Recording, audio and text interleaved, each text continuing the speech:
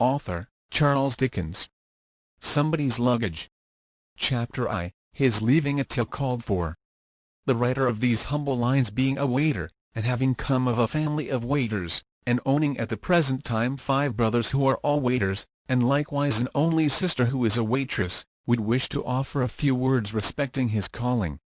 First, having the pleasure of hereby in a friendly manner offering the dedication of the same unto Joseph, much respected head waiter at the Slamjam Coffee House, London, E.C., than which a individual more eminently deserving of the name of man, or a more amenable honour to his own head and heart, whether considered in the light of a waiter or regarded as a human being, do not exist.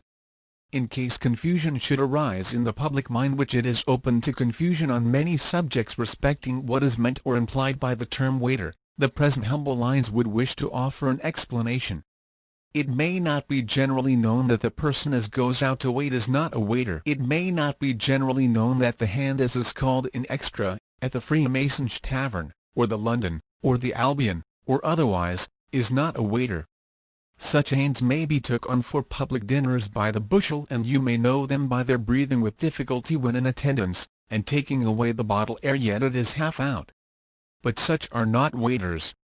For you cannot lay down the tailoring, or the shoemaking, or the brokering, or the greengrocering, or the pictorial periodicaling, or the second-hand wardrobe, or the small fancy businesses. You cannot lay down those lines of life at your will and pleasure by the half-day or evening, and take up waitering. You may suppose you can, but you cannot. Or you may go so far as to say you do, but you do not. Nor yet can you lay down the gentleman's service when stimulated by prolonged incompatibility on the part of cooks, and here it may be remarked that cooking and incompatibility will be mostly found united, and take up waitering. It has been ascertained that what a gentleman will sit meek under, at home, he will not bear out of doors, at the Slamjam or any similar establishment. Then, what is the inference to be drawn respecting true waitering? You must be bred to it. You must be born to it.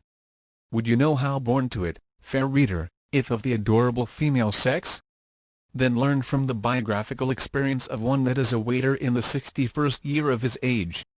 You were conveyed, ere yet your dawning powers were otherwise developed than to harbour vacancy in your inside, you were conveyed, by surreptitious means, into a pantry adjoining the Admiral Nelson, civic and general dining rooms, there to receive by stealth that healthful sustenance which is the pride and boast of the British female constitution. Your mother was married to your father himself, a distant waiter in the profoundest secrecy.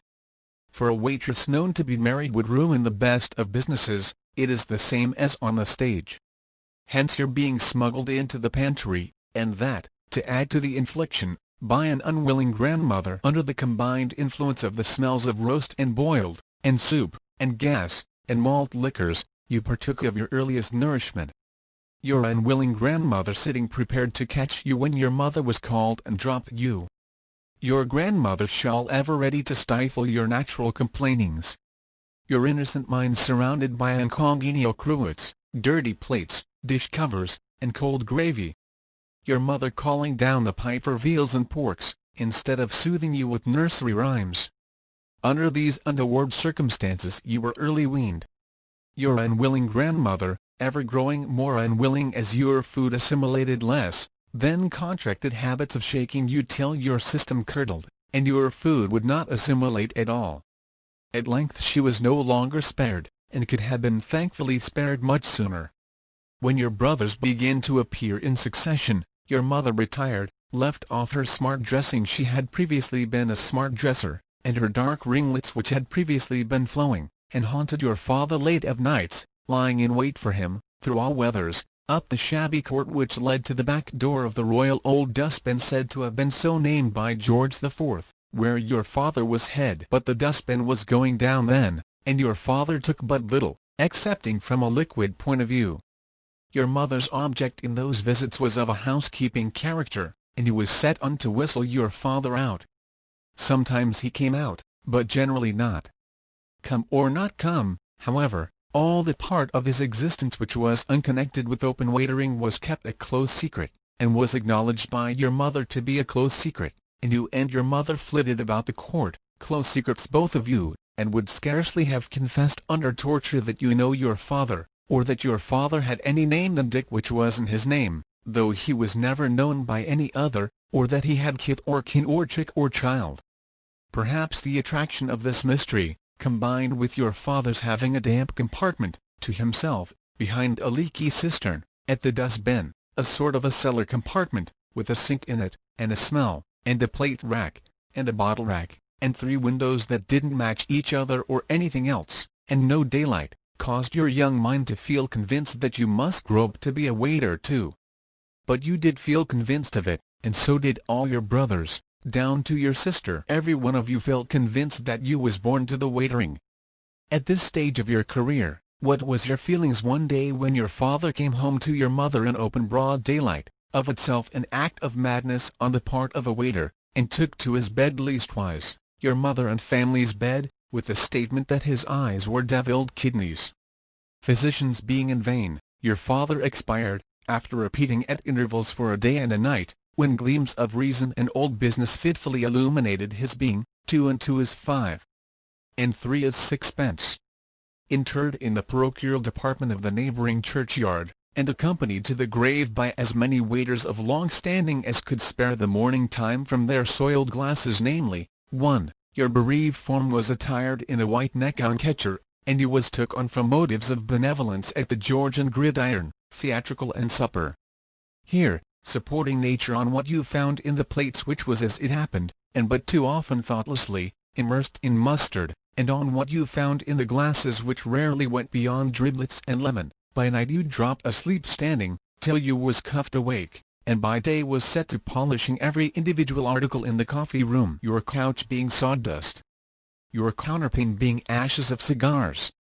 Here, frequently hiding a heavy heart under the smart tie of your white neck-handkerchief, or correctly speaking lower down and more to the left, you picked up the rudiments of knowledge from an extra, by the name of Bishops, and by calling plate washer, and gradually elevating your mind with chalk on the back of the corner box partition, until such time as you used the inkstand when it was out of hand, attained to manhood, and to be the waiter that you find yourself. I could wish here to offer a few respectful words on behalf of the calling so long the calling of myself and family, and the public interest in which is but too often very limited. We are not generally understood. No, we are not. Allowance enough is not made for us.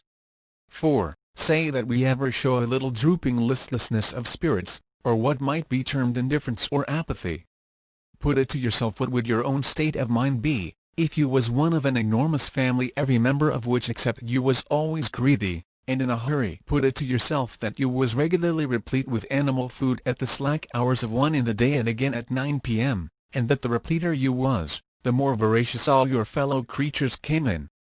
Put it to yourself that it was your business, when your digestion was well on, to take a personal interest and sympathy in 100 gentlemen fresh, say, for the sake of argument, only 100, whose imaginations was given up to grease and fat and gravy and melted butter, and abandoned to questioning you about cuts of this, and dishes of that, each of 'em going on as if him and you in the bill of fare was alone in the world. Then look what you are expected to know. You are never out, but they seem to think you regularly attend everywhere. What's this, Christopher, that I hear about the smashed excursion train? How are they doing at the Italian Opera, Christopher? Christopher, what are the real particulars of this business at the Yorkshire Bank?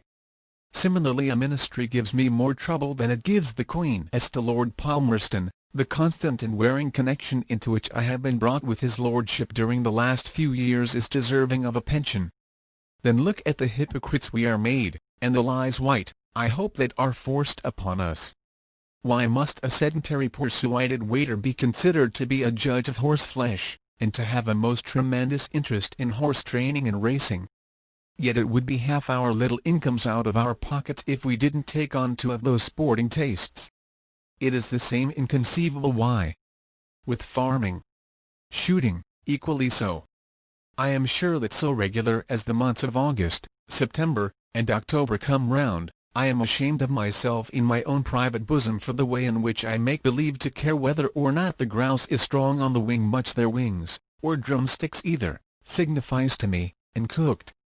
and whether the partridges is plentiful among the turnips, and whether the pheasants is shy or bold, or anything else you please to mention. Yet you may see me, or any other waiter of my standing, holding on by the back of the box, and leaning over a gentleman with his purse out and his bill before him, discussing these points in a confidential tone of voice, as if my happiness in life entirely depended on them. I have mentioned our little incomes. Look at the most unreasonable point of all, and the point on which the greatest injustice is done us.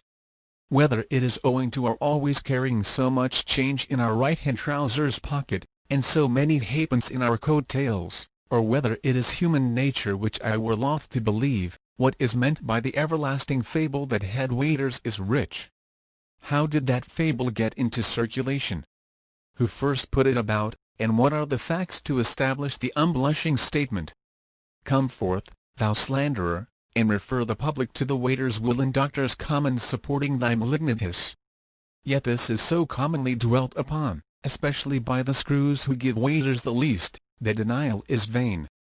And we are obliged, for our credit's sake, to carry our heads as if we were going into a business, when of the two we are much more likely to go into a union. There was formerly a screw as frequented the slam jam ere yet the present writer had quitted that establishment on a question of teeing his assistant staff out of his own pocket, which screw carried the taunt to its bitterest height.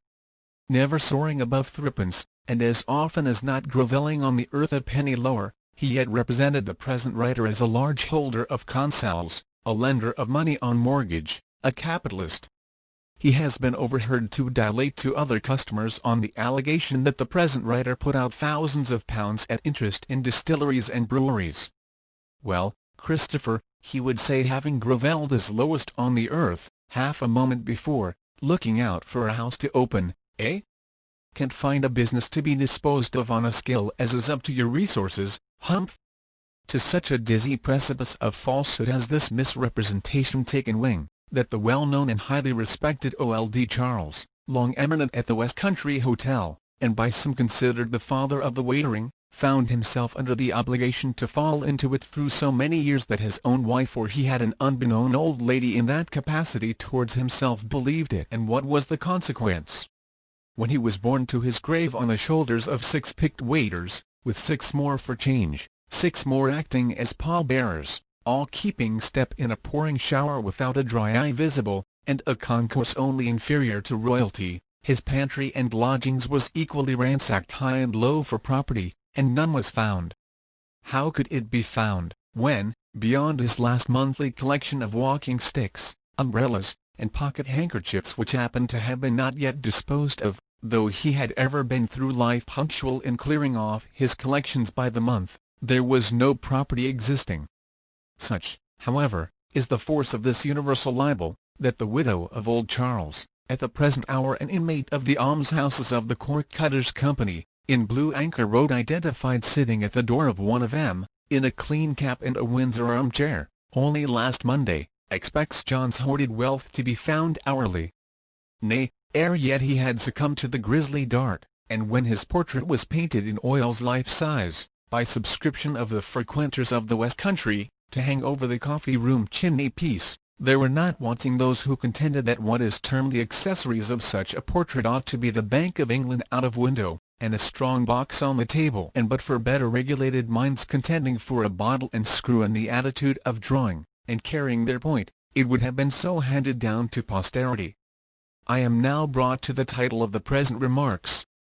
Having, I hope without offence to any quarter, offered such observations as I felt it my duty to offer, in a free country which has ever dominated the seas, on the general subject, I will now proceed to wait on the particular question.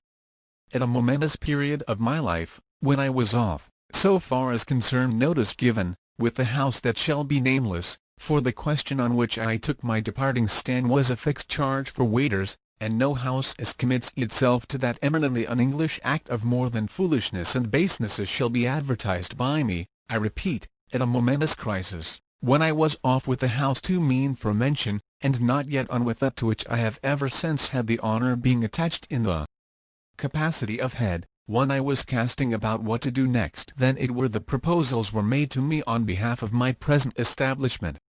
Stipulations were necessary on my part, Emendations were necessary on my part. In the end, ratifications ensued on both sides, and I entered on a new career. We are a bed business, and a coffee room business. We are not a general dining business, nor do we wish it. In consequence, when diners drop in, we know what to give 'em as will keep 'em away another time. We are a private room or family business also. But coffee room principle. Me and the directory and the writing materials etc. occupy a place to ourselves, a place fended up a step or two at the end of the coffee room, in what I call the good old-fashioned style. The good old-fashioned style is, that whatever you want, down to the wafer, you must be wholly and solely dependent on the head waiter for. You must put yourself a newborn child into his hands.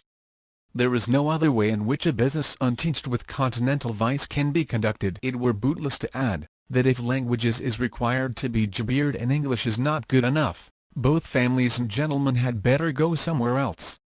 When I began to settle down in this right-principled and well-conducted house, I noticed, under the bed in number 24B, which it is up an angle off the staircase, and usually put off upon the lowly-minded, a heap of things in a corner. I asked our head chambermaid in the course of the day, "What are them things in 24B?" To which she answered with a careless air, "Somebody's luggage." Regarding her with an eye not free from severity, I says, "Whose luggage?" Evading my eye, she replied, "Lor! How should I know?" Being, it may be right to mention, a female of some pertness, though acquainted with her business. A head waiter must be either head or tail. He must be at one extremity or the other of the social scale. He cannot be at the waist of it, or anywhere else but the extremities.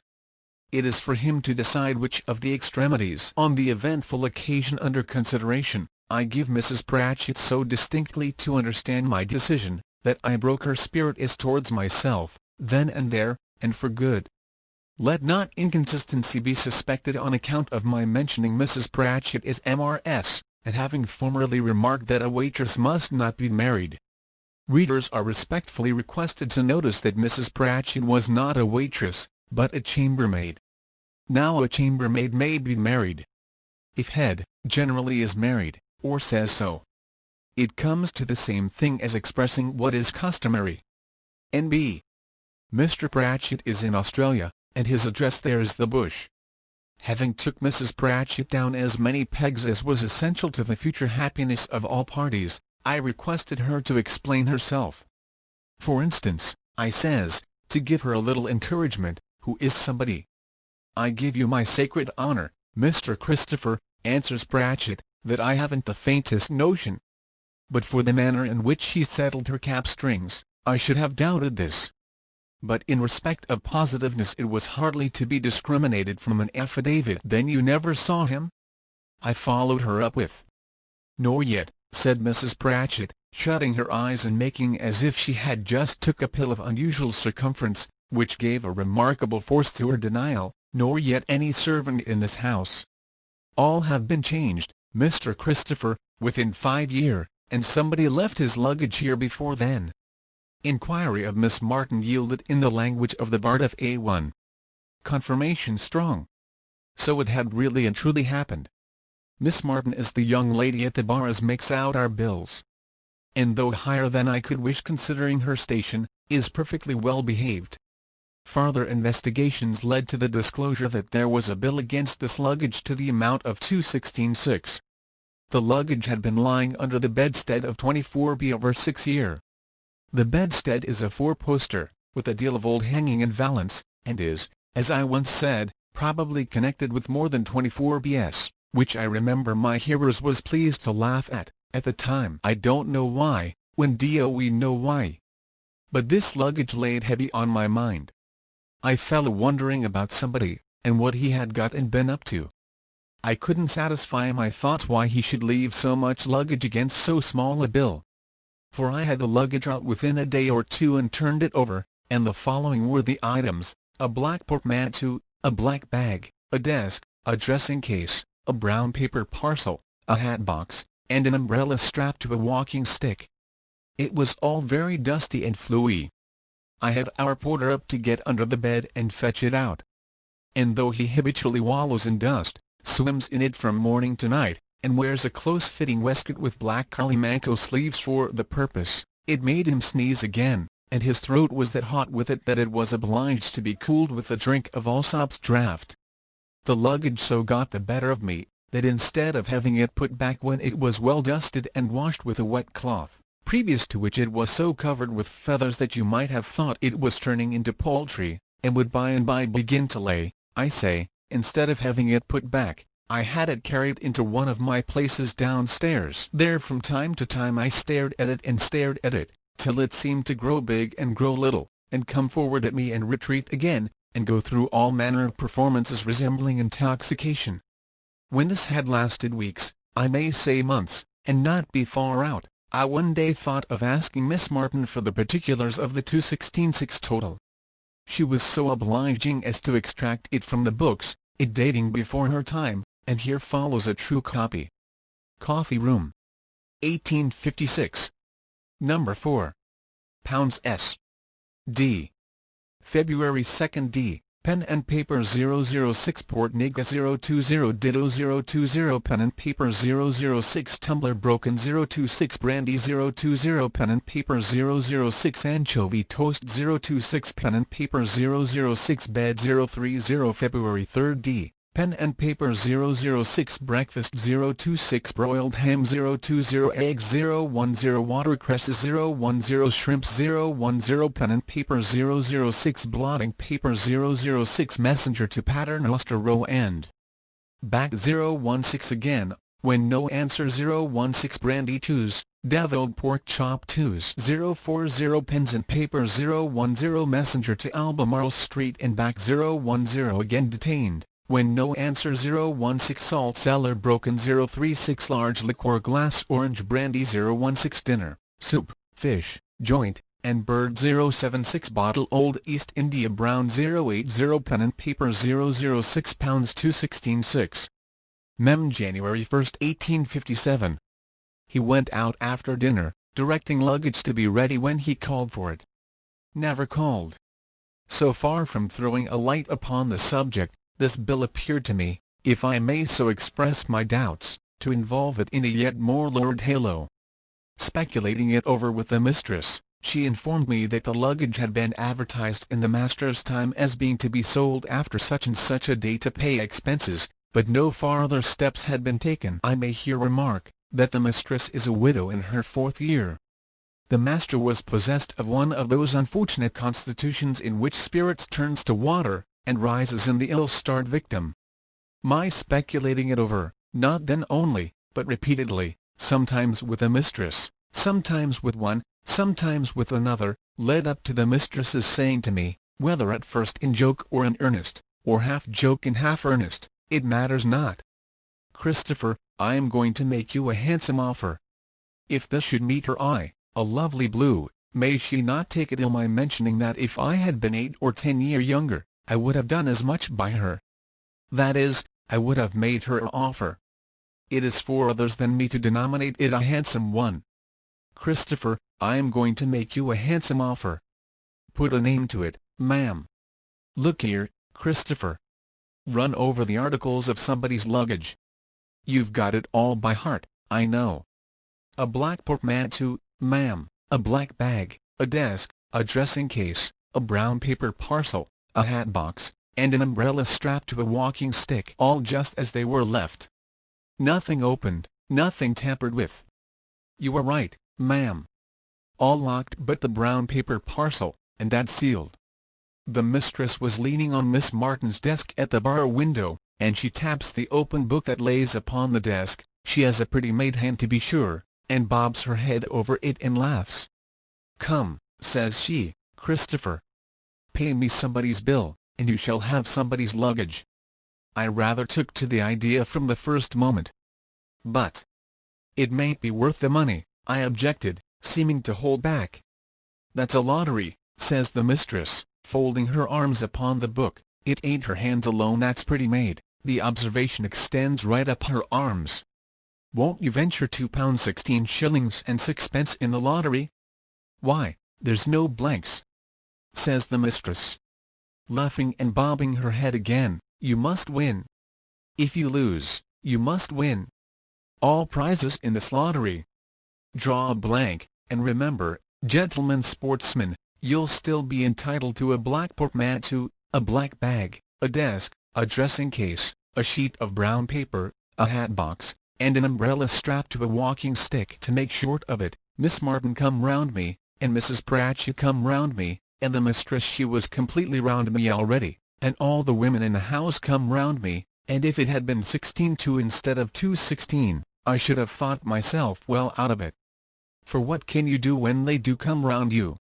So I paid the money, down, and such a laughing as there was among 'em. But I turned the tables on 'em regularly, when I said, "My family name is Bluebeard.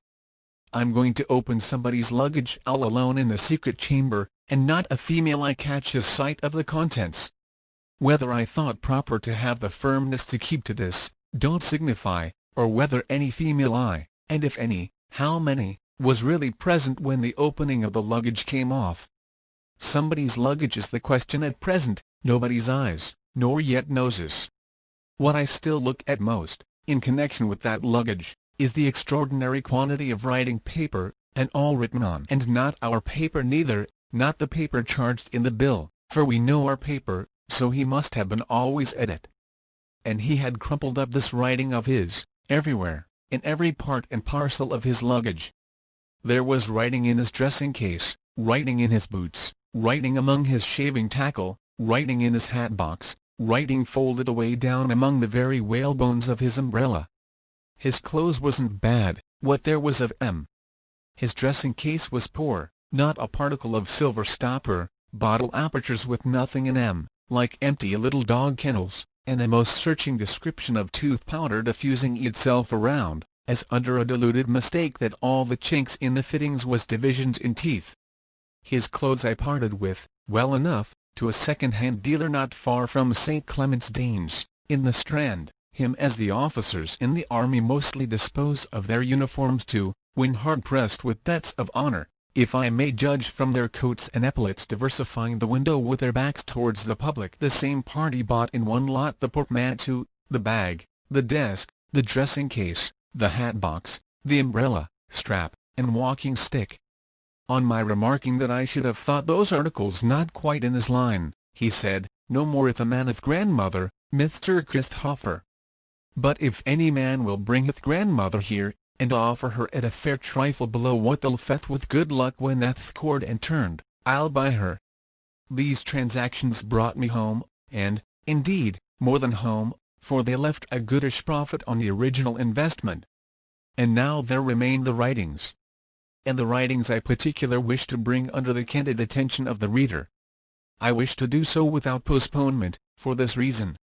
That is to say, namely, viz. That is, as follows, thus, before I proceed to recount the mental sufferings of which I became the prey in consequence of the writings, and before following up that harrowing tale with a statement of the wonderful and impressive catastrophe, as thrilling in its nature as I looked for in any other capacity, which crowned the whole and filled the cup of unexpectedness to overflowing, the writings themselves ought to stand forth to view. Therefore it is that they now come next.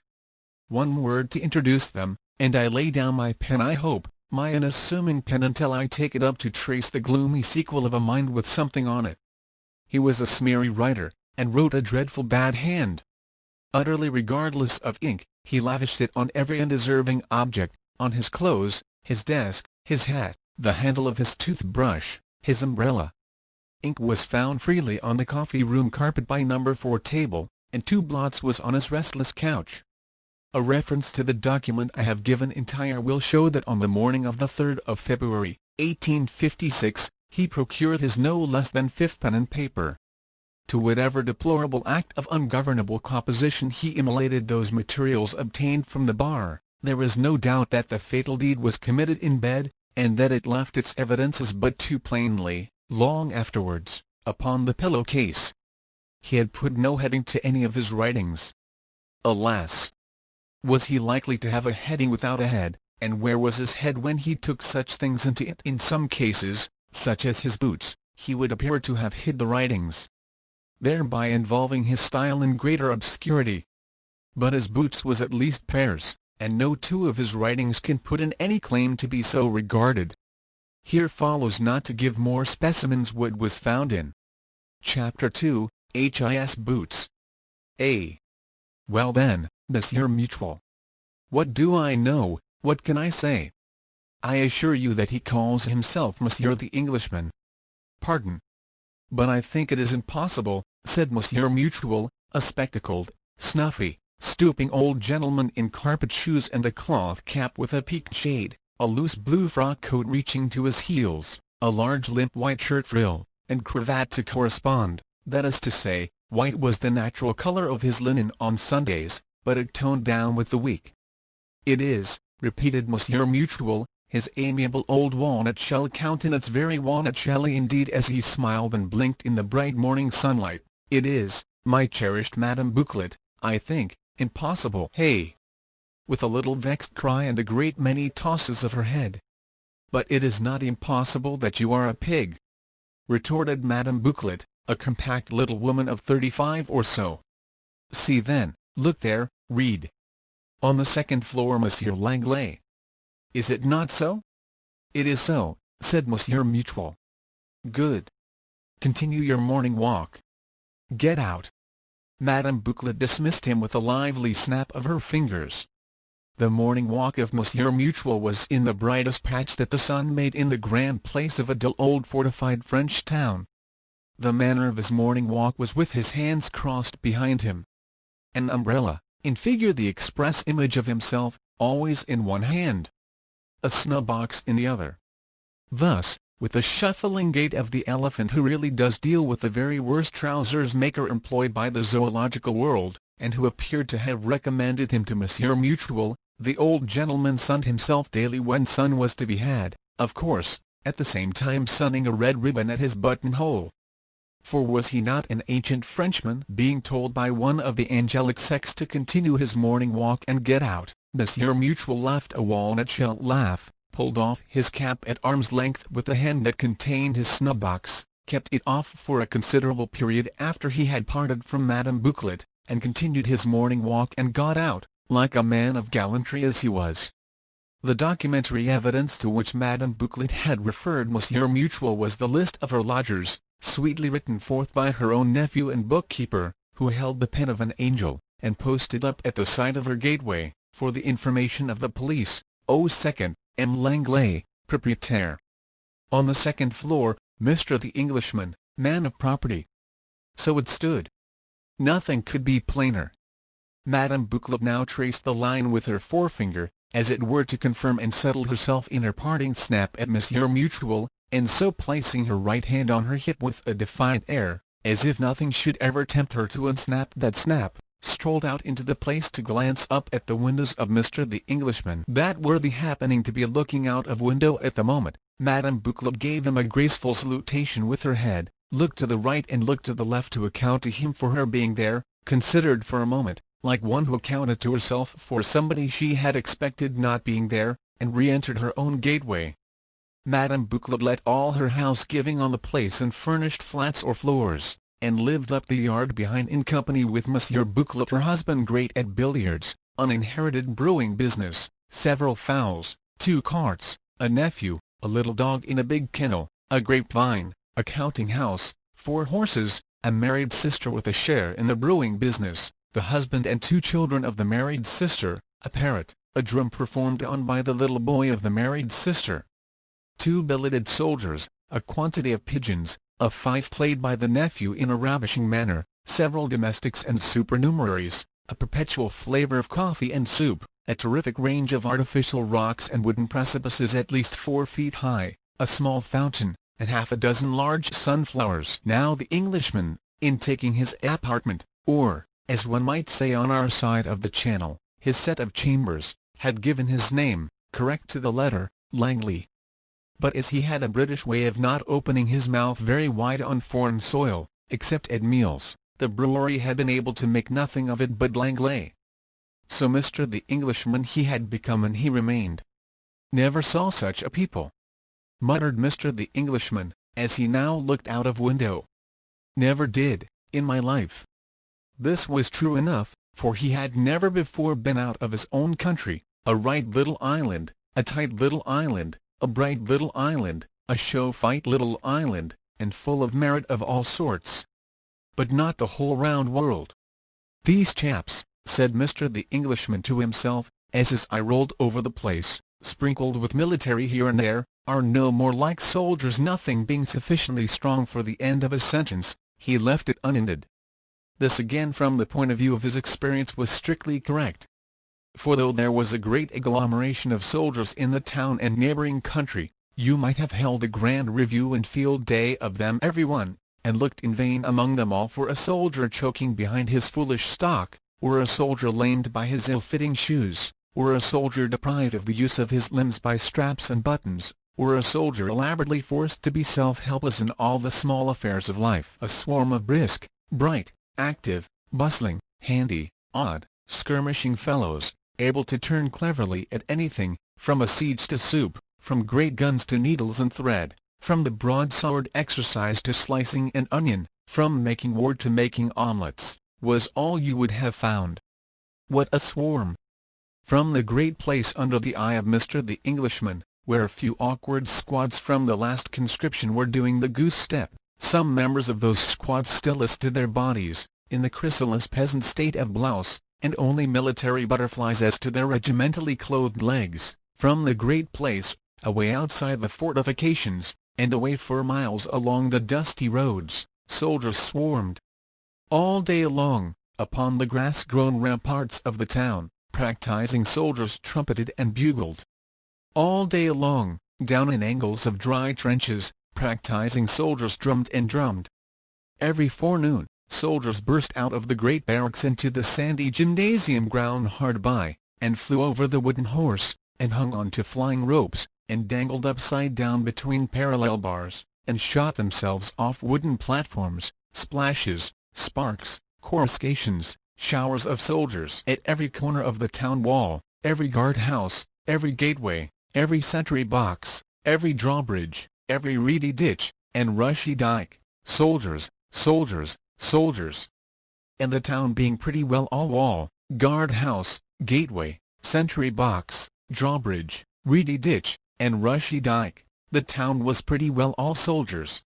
What would the sleepy old town have been without the soldiers, seeing that even with them it had so overslept itself as to have slept its echoes hoarse, its defensive bars and locks and bolts and chains all rusty, and its ditches stagnant? From the days when Vauban engineered it to that perplexing extent that to look at it was like being knocked on the head with it, the stranger becoming stunned and stertorous under the shock of its incomprehensibility, from the days when Vauban made it the express incorporation of every substantive and adjective in the art of military engineering, and not only twisted you into it and twisted you out of it, to the right, to the left, opposite, under here, over there, in the dark, in the dirt, by the gateway, archway, covered way, dry way, wet way, fosse, portcullis, drawbridge, sluice, squat tower, pierced wall, and heavy battery, but likewise took a fortifying dive under the neighbouring country, and came to the surface 3 or 4 miles off, blowing out incomprehensible mounds and batteries among the quiet crops of chicory and beetroot. From those days to these the town had been asleep, and dust and rust and must had settled on its drowsy arsenals into magazines, and grass had grown up in its silent streets. On market days alone, its great place suddenly leaped out of bed. On market days, some friendly enchanter struck his staff upon the stones of the great place, and instantly arose the liveliest booths and stalls, and sittings and standings, and a pleasant hum of chaffering and huckstering from many hundreds of tongues, and a pleasant, though peculiar, blending of colours, whitecaps, blue blouses, and green vegetables, and at last the night destined for the adventure seemed to have come in earnest, and all the Vaubanais sprang up awake. And now, by long, low-lying avenues of trees, jolting in white-hooded donkey cart, and on donkey back, and in tumbril and wagon, and cart and cabriolet, and afoot with barrow and burden, and along the dikes and ditches and canals, in little peak-prowed country boats, came peasant men and women in flocks and crowds, bringing articles for sale. And here you had boots and shoes, and sweetmeats and stuffs to wear, and here in the cool shade of the town hall you had milk and cream and butter and cheese, and here you had fruits and onions and carrots, and all things needful for your soup, and here you had poultry and flowers and protesting pigs, and here new shovels, axes, spades, and billhooks for your farming work, and here huge mounds of bread, and here your unground grain in sacks, and here your children's dolls, and here the cake seller, announcing his wares by beat and roll of drum and hark, fanfaronade of trumpets, and here into the great place, resplendent in an open carriage, with 4 gorgeously attired servitors up behind, playing horns, drums, and cymbals, rolled the daughter of a physician in massive golden chains and ear-rings, and blue-feathered hat, shaded from the admiring sun by 2 immense umbrellas of artificial roses, to dispense from motives of philanthropy that small and pleasant dose which had cured so many thousands. Toothache, earache, headache, heartache, stomach ache, debility, nervousness, fits, fainting, fever, ague, all equally cured by the small and pleasant dose of the great physician's great daughter. The process was this: she, the daughter of a physician, proprietress of the superb equipage you now admired with its confirmatory blasts of trumpet, drum, and cymbal, told you so. On the first day after taking the small and pleasant dose, you would feel no particular influence beyond a most harmonious sensation of indescribable and irresistible joy. On the second day you would be so astonishingly better that you would think yourself changed into somebody else. On the third day you would be entirely free from disorder, whatever its nature and however long you had had it, and would seek out the physician's daughter to throw yourself at her feet, kiss the hem of her garment, and buy as many more of the small and pleasant doses as by the sale of all your few effects you could obtain. But she would be inaccessible, gone for herbs to the pyramids of Egypt, and you would be though cured reduced to despair. Thus would the physician's daughter drive her trade and briskly too, and thus would the buying and selling and mingling of tongues and colors continue, until the changing sunlight, leaving the physician's daughter in the shadow of high roofs, admonished her to jolt out westward, with a departing effect of gleam and glitter on the splendid equipage and brazen blast. And now the enchanter struck his staff upon the stones of the great place once more, and down went the booths, the sittings and standings, and vanished the merchandise, and with it the barrows, donkeys, donkey carts, and tumbrils, and all other things on wheels and feet, except the slow scavengers with unwieldy carts and meagre horses clearing up the rubbish, assisted by the sleek town pigeons, better plumped out than on non-market days. While there was yet an hour or two to wane before the autumn sunset, the loiterer outside town gate and drawbridge, and postern and double ditch, would see the last white-hooded cart lessening in the avenue of lengthening shadows of trees, or the last country boat, paddled by the last market woman on her way home, showing black upon the reddening, long, low, narrow dike between him and the mill. And as the paddle parted scum and weed closed over the boat's track, he might be comfortably sure that its sluggish rest would be troubled no more until next market day, as it was not one of the great place's days for getting out of bed. When Mr. the Englishman looked down at the young soldiers practising the goose-step there, his mind was left at liberty to take a military turn. "These fellows are billeted everywhere about," said he. "And to see them lighting the people's fires, boiling the people's pots, minding the people's babies, rocking the people's cradles, washing the people's greens, and making themselves generally useful, in every sort of unmilitary way, is most ridiculous. Never saw such a set of fellows, never did in my life." All perfectly true again. Was there not Private Valentine in that very house, acting as sole housemaid, valet, cook, steward, and nurse, in the family of his captain, Monsieur le Capitaine de la Cour, cleaning the floors, making the beds, doing the marketing, dressing the captain, dressing the dinners, dressing the salads, and dressing the baby, all with equal readiness? Or, to put him aside, he being in loyal attendance on his chief, was there not Private Hippolyte, billeted at the perfumer's 200 yards off, who, when not on duty, volunteered to keep shop while the fair perfumer stepped out to speak to a neighbor or so, and laughingly sold soap with his war sword girded on him? Was there not Emile, billeted at the clockmaker's, perpetually turning to of an evening, with his coat off, winding up the stock? Was there not Eugene, billeted at the teaman's, cultivating, pipe in mouth, a garden 4 feet square, for the teaman, in the little court, behind the shop, and extorting the fruits of the earth from the same, on his knees, with the sweat of his brow? Not to multiply examples, was there not Baptiste, billeted on the poor water carrier, at that very instant sitting on the pavement in the sunlight, with his martial legs asunder, and one of the water carrier's spare pails between them, which to the delight and glory of the heart of the water carrier coming across the place from the fountain, yoked and burdened he was painting bright green outside and bright red within? Or, to go no farther than the barber's at the very next door, was there not Corporal Theophile? No, said Mr. the Englishman, glancing down at the barber's, he is not there at present. There's the child, though a mere mite of a girl stood on the steps of the barber's shop, looking across the place. A mere baby, one might call her, dressed in the close white linen cap which small French country children wear like the children in Dutch pictures, and in a frock of homespun blue, that had no shape except where it was tied round her little fat throat.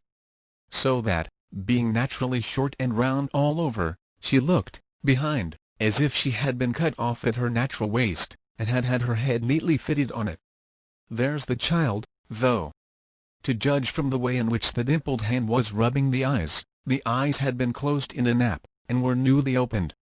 But they seemed to be looking so intently across the place, that the Englishman looked in the same direction.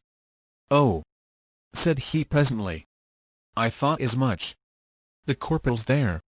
The corporal, a smart figure of a man of 30, perhaps a thought under the middle size, but very neatly made, a sunburnt corporal with a brown peaked beard, faced about at the moment, addressing voluble words of instruction to the squad in hand. Nothing was amiss or awry about the corporal.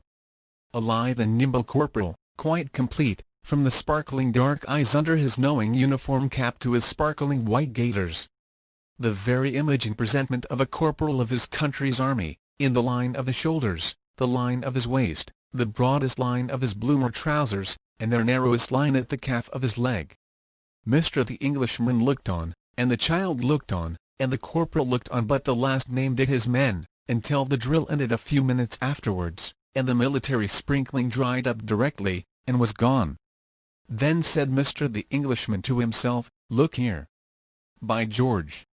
And the corporal, dancing towards the barber's with his arms wide open, caught up the child, held her over his head in a flying attitude, caught her down again, kissed her, and made off with her into the barber's house. Now Mr. the Englishman had had a quarrel with his erring and disobedient and disowned daughter, and there was a child in that case too. Had not his daughter been a child, and had she not taken angel flights above his head as this child had flown above the corporal's? "He's a national participled fool," said the Englishman, and shut his window. But the windows of the house of memory, and the windows of the house of mercy, are not so easily closed as windows of glass and wood. They fly open unexpectedly. They rattle in the night. They must be nailed up. Mr. the Englishman had tried nailing them, but had not driven the nails quite home. So he passed but a disturbed evening and a worse night. By nature a good-tempered man? No. Very little gentleness, confounding the quality with weakness. Fierce and wrathful when crossed? Very, and stupendously unreasonable. Moody? Exceedingly so. Vindictive? Well, he had had scowling thoughts that he would formally curse his daughter, as he had seen it done on the stage. But remembering that the real heaven is some paces removed from the mock one in the great chandelier of the theatre, he had given that up, and he had come abroad to be rid of his repudiated daughter for the rest of his life. And here he was. At bottom, it was for this reason, more than for any other, that Mr. the Englishman took it extremely ill that Corporal Theophile should be so devoted to little Bebelle, the child at the barber's shop. In an unlucky moment he had chanced to say to himself, "Why, confound the fellow, he is not her father." There was a sharp sting in the speech which ran into him suddenly, and put him in a worse mood. So he had national participled the unconscious corporal with most hearty emphasis, and had made up his mind to think no more about such a mountebank. But it came to pass that the corporal was not to be dismissed. If he had known the most delicate fibres of the Englishman's mind, instead of knowing nothing on earth about him, and if he had been the most obstinate corporal in the grand army of France, instead of being the most obliging, he could not have planted himself with more determined immovability plump in the midst of all the Englishman's thoughts. Not only so, but he seemed to be always in his view. Mr. the Englishman had but to look out of window, to look upon the corporal with little Bidbell. He had but to go for a walk, and there was the corporal walking with Bidbell. He had but to come home again, disgusted, and the corporal and Bidbell were at home before him. If he looked out at his back windows early in the morning, the corporal was in the barber's backyard, washing and dressing and brushing Bidbell. If he took refuge at his front windows, the corporal brought his breakfast out into the place, and shared it there with Bidbell. Always corporal and always Bidbell. Never corporal without Bidbell. Never Bidbell without corporal. Mr. the Englishman was not particularly strong in the French language as a means of oral communication, though he read it very well. It is with languages as with people, when you only know them by sight, you are apt to mistake them. You must be on speaking terms before you can be said to have established an acquaintance. For this reason, Mr. the Englishman had to gird up his loins considerably before he could bring himself to the point of exchanging ideas with Madame Bouclet on the subject of this corporal and this Bidbell. But Madame Bouclet looking in apologetically one morning to remark, that, oh heaven! She was in a state of desolation because the lamp-maker had not sent home that lamp confided to him to repair, but that truly he was a lamp-maker against whom the whole world shrieked out, Mr. the Englishman seized the occasion. "Madam, that baby." "Pardon, monsieur." "That lamp." "No, no, that little girl." "But, pardon," said Madame Bouclet, angling for a clue, "one cannot light a little girl, or send her to be repaired?" "The little girl, at the house of the barber." "RHH!" cried Madame Bouclet, suddenly catching the idea with her delicate little line and rod. "Little Bidbell?" "Yes, yes, yes." "And her friend the corporal?" "Yes, yes, yes, yes." "So genteel of him, is it not?" "He is not." "Not at all." "Not at all." "He is not one of her relations." "Not at all." "Why, then, he—" "Perfectly," cried Madame Bouclet, "you are right, monsieur. It is so genteel of him. The less relation, the more genteel. As you say. Is she the child of the barber?" Madame Bouclet whisked up her skilful little line and rod again. "Not at all, not at all. She is the child of, in a word, of no one." "The wife of the barber, then?" "Indubitably. As you say. The wife of the barber receives a small stipend to take care of her. So much by the month." Then. "It is without doubt very little, for we are all poor here." "You are not poor, madam." "As to my lodgers," replied Madame Bouclet, with a smiling and a gracious bend of her head, "no. As to all things else, so. You flatter me, madam." "Monsieur, it is you who flatter me in living here." Certain fishy gasps on Mr. the Englishman's part, denoting that he was about to resume his subject under difficulties. Madame Bouclet observed him closely, and whisked up her delicate line and rod again with triumphant success. "Oh no, monsieur, certainly not. The wife of the barber is not cruel to the poor child, but she is careless. Her health is delicate, and she sits all day, looking out at window. Consequently, when the corporal first came, the poor little Bidbell was much neglected." "It is a curious," began Mr. the Englishman. "Name? That Bidbell? Again you are right, monsieur. But it is a playful name for Gabrielle." "And so the child is a mere fancy of the corporal's?" said Mr. the Englishman, in a gruffly disparaging tone of voice. Well," returned Madame Bouclet, with a pleading shrug, "one must love something. Human nature is weak." "Devilish weak," muttered the Englishman, in his own language. "And the corporal," pursued Madame Bouclet, "being billeted at the barber's, where he will probably remain a long time, for he is attached to the general, and finding the poor unknown child in need of being loved, and finding himself in need of loving, why, there you have it all, you see." Mr. the Englishman accepted this interpretation of the matter with an indifferent grace, and observed to himself, in an injured manner, when he was again alone, "I shouldn't mind it so much, if these people were not such a national participled sentimental people." There was a cemetery outside the town, and it happened ill for the reputation of the Vaubynois, in the sentimental connection, that he took a walk there that same afternoon. To be sure there were some wonderful things in it from the Englishman's point of view, and of a certainty in all Britain you would have found nothing like it. Not to mention the fanciful flourishes of hearts and crosses in wood and iron, that were planted all over the place, making it look very like a firework ground, where a most splendid pyrotechnic display might be expected after dark. There were so many wreaths upon the graves, embroidered, as it might be, to my mother, to my daughter, to my father, to my brother, to my sister, to my friend, and those many wreaths were in so many stages of elaboration and decay, from the wreath of yesterday, all fresh colour and bright beads, to the wreath of last year, a poor mouldering wisp of straw. There were so many little gardens and grottos made upon graves, in so many tastes, with plants and shells and plaster figures and porcelain pitchers, and so many odds and ends. There were so many tributes of remembrance hanging up, not to be discriminated by the closest inspection from little round waiters, whereon were depicted in glowing lines either a lady or a gentleman with a white pocket-handkerchief out of all proportion, leaning, in a state of the most faultless mourning and most profound affliction, on the most architectural and gorgeous urn. There were so many surviving wives who had put their names on the tombs of their deceased husbands, with a blank for the date of their own departure from this weary world. And there were so many surviving husbands who had rendered the same homage to their deceased wives. And out of the number there must have been so many who had long ago married again. In fine, there was so much in the place that would have seemed more frippery to a stranger, save for the consideration that the lightest paper flower that lay upon the poorest heap of earth was never touched by a rude hand, but perished there, a sacred thing. Nothing of the solemnity of death here, Mr. the Englishman had been going to say, when this last consideration touched him with a mild appeal, and on the whole he walked out without saying it.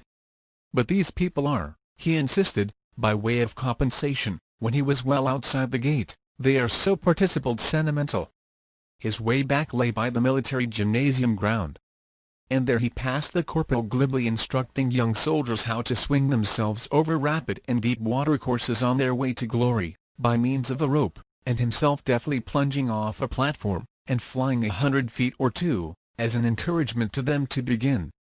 And there he also passed, perched on a crowning eminence probably the corporal's careful hands, the small Bebelle, with her round eyes wide open, surveying the proceeding like a wondering sort of blue and white bird. If that child was to die, this was his reflection as he turned his back and went his way, and it would almost serve the fellow right for making such a fool of himself. I suppose we should have him sticking up a wreath and a waiter in that fantastic burying ground. Nevertheless, after another early morning or two of looking out of window, he strolled down into the place, when the corporal and Bebelle were walking there, and touching his hat to the corporal, an immense achievement, wished him good day. "Good day, monsieur. This is a rather pretty child you have here," said Mr. the Englishman, taking her chin in his hand, and looking down into her astonished blue eyes. "Monsieur, she is a very pretty child," returned the corporal, with a stress on his polite correction of the phrase. "And good?" said the Englishman. "And very good. Poor little thing. Ha!" The Englishman stooped down and patted her cheek, not without awkwardness, as if he were going too far in his conciliation. "And what is this medal round your neck, my little one?" Bebelle having no other reply on her lips than her chubby right fist, the corporal offered his services as interpreter. "Monsieur demands, what is this, Bebelle?" "It is the Holy Virgin," said Bebelle. "And who gave it you?" asked the Englishman. "Theophile." "And who is Theophile?" Bebelle broke into a laugh, laughed merrily and heartily, clapped her chubby hands, and beat her little feet on the stone pavement of the place. "He doesn't know Theophile. Why, he doesn't know anyone. He doesn't know anything." Then, sensible of a small solecism in her manners, Bebelle twisted her right hand in a leg of the corporal's bloomer trousers, and, laying her cheek against the place, kissed it. "Monsieur Theophile, I believe?" said the Englishman to the corporal. "It is I, monsieur. Permit me." Mr. the Englishman shook him heartily by the hand and turned away. But he took it mighty ill that old Monsieur Mutual in his patch of sunlight, upon whom he came as he turned, should pull off his cap to him with a look of pleased approval. And he muttered, in his own tongue, as he returned the salutation, "Well, Walnut Shell, and what business is it of yours?" Mr. the Englishman went on for many weeks, passing but disturbed evenings and worse nights, and constantly experiencing that those aforesaid windows in the houses of Memory and Mercy rattled after dark, and that he had very imperfectly nailed them up. Likewise, he went on for many weeks daily improving the acquaintance of the Corporal and Bebel. That is to say, he took Bebel by the chin, and the Corporal by the hand, and offered Bebel sous and the Corporal cigars, and even got the length of changing pipes with the Corporal and kissing Bebel. But he did it all in a shamefaced way, and always took it extremely ill that Monsieur Mutual in his patch of sunlight should note what he did. Whenever that seemed to be the case, he always growled in his own tongue, "There you are again, Walnut Shell. What business is it of yours?" In a word, it had become the occupation of Mr. the Englishman's life to look after the Corporal and little Bebel, and to resent old Monsieur Mutual's looking after him. An occupation only varied by a fire in the town one windy night, and much passing of water buckets from hand to hand in which the Englishman rendered good service, and much beating of drums, when all of a sudden the Corporal disappeared. Next, all of a sudden, Bebel disappeared. She had been visible a few days later than the Corporal, sadly deteriorated as to washing and brushing, but she had not spoken when addressed by Mr. the Englishman, and had looked scared and had run away. And now it would seem that she had run away for good. And there lay the great place under the windows, barren. In a shamefaced and constrained way, Mr. the Englishman asked no question of anyone, but watched from his front windows and watched from his back windows, and lingered about the place, and peeped in at the barber's shop, and did all this and much more with a whistling and tune-humming pretence of not missing anything, until one afternoon when Monsieur Mutual's patch of sunlight was in shadow, and when, according to all rule and precedent, he had no right whatever to bring his red ribbon out of doors, behold here he was, advancing with his cap already in his hand 12 paces off. Mr. the Englishman had got as far into his usual objurgation as, "What do you see?" when he checked himself. "Ah, it is sad, it is sad. Hélas, it is unhappy, it is sad." Thus old Monsieur Mutual, shaking his grey head. "What bison, at least, I would say, what do you mean, Monsieur Mutual?" "Our Corporal. Hélas, our dear Corporal. What has happened to him? You have not heard?" "No." "At the fire. But he was so brave, so ready." "Ah, too brave, too ready. May the devil carry you away." The Englishman broke in impatiently. "I beg your pardon, I mean me, I am not accustomed to speak French. Go on, will you?" "And a falling beam." "Good God!" exclaimed the Englishman. "It was a private soldier who was killed?" "No. A corporal, the same Corporal, our dear Corporal. Beloved by all his comrades. The funeral ceremony was touching, penetrating. Monsieur the Englishman, your eyes fill with tears. What do you see?" "Monsieur the Englishman, I honor those emotions. I salute you with profound respect. I will not obtrude myself upon your noble heart. Monsieur Mutual, a gentleman in every thread of his cloudy linen, under whose wrinkled hand every grain and the quarter of an ounce of poor snuff in his poor little tin box became a gentleman's property." Monsieur Mutual passed on, with his cap in his hand. "I little thought," said the Englishman, after walking for several minutes, and more than once blowing his nose, "when I was looking round that cemetery, I'll go there." Straight he went there, and when he came within the gate he paused, considering whether he should ask at the lodge for some direction to the grave. But he was less than ever in a mood for asking questions, and he thought, "I shall see something on it to know it by." In search of the Corporal's grave he went softly on, up this walk and down that, peering in, among the crosses and hearts and columns and obelisks and tombstones, for a recently disturbed spot. It troubled him now to think how many dead there were in the cemetery. He had not thought them a tenth part so numerous before, and after he had walked and sought for some time, he said to himself, as he struck down a new vista of tombs, "I might suppose that everyone was dead but I. Not everyone. A live child was lying on the ground asleep. Truly he had found something on the corporal's grave to know it by, and the something was Bidbell. With such a loving will had the dead soldier's comrades worked at his resting place, that it was already a neat garden. On the green turf of the garden Bidbell lay sleeping, with her cheek touching it. A plain, unpainted little wooden cross was planted in the turf, and her short arm embraced this little cross, as it had many a time embraced the corporal's neck. They had put a tiny flag, the flag of France, at his head, and a laurel garland. Mr. the Englishman took off his hat, and stood for a while silent. Then, covering his head again, he bent down on one knee, and softly roused the child. "Bidbell, my little one." Opening her eyes, on which the tears were still wet, Bidbell was at first frightened. But seeing who it was, she suffered him to take her in his arms, looking steadfastly at him. "You must not lie here, my little one. You must come with me." "No, no. I can't leave Theophile. I want the good dear Theophile. We will go and seek him, Bidbell. We will go and look for him in England. We will go and look for him at my daughter's, Bidbell. Shall we find him there? We shall find the best part of him there. Come with me, poor forlorn little one." "Heaven is my witness," said the Englishman, in a low voice, as, before he rose, he touched the turf above the gentle corporal's breast, "that I thankfully accept this trust." It was a long way for the child to have come unaided. She was soon asleep again, with her embrace transferred to the Englishman's neck. He looked at her worn shoes, and her galled feet, and her tired face, and believed that she had come there every day. He was leaving the grave with the slumbering Bidbell in his arms, when he stopped, looked wistfully down at it, and looked wistfully at the other graves around. "It is the innocent custom of the people," said Mr. the Englishman, with hesitation. "I think I should like to do it. No one sees." Careful not to wake Bidbell as he went, he repaired to the lodge where such little tokens of remembrance were sold, and bought 2 wreaths, one, blue and white and glistening silver, to my friend. One of a sober red and black and yellow, to my friend.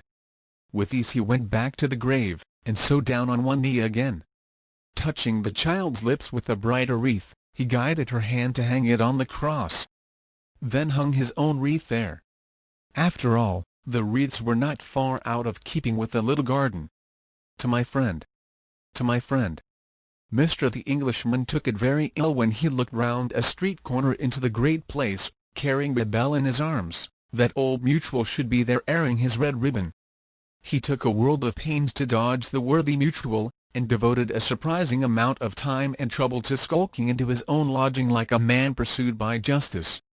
Safely arrived there at last, he made Bidbell's toilet with as accurate a remembrance as he could bring to bear upon that work of the way in which he had often seen the poor corporal make it, and having given her to eat and drink, laid her down on his own bed. Then he slipped out into the barber's shop, and after a brief interview with the barber's wife, and a brief recourse to his purse and card case, came back again with the whole of Bidbell's personal property in such a very little bundle that it was quite lost under his arm.